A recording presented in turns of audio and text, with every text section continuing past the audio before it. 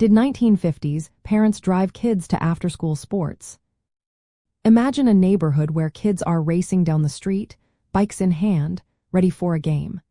Back then, many children had a lot of freedom to play outside. But as the decade went on, things started to change.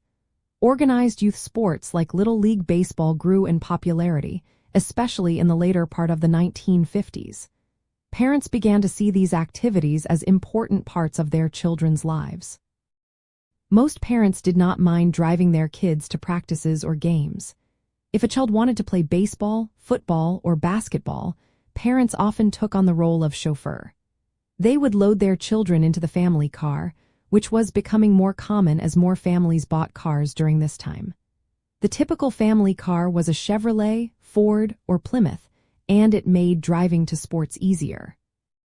School buses were used for getting children to school, but they usually did not take kids to after-school sports. Instead, parents would pick up their children from school and then drive them to the sports fields or gyms.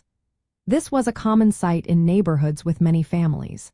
It was part of the community spirit of the 1950s, where families supported each other's children's activities.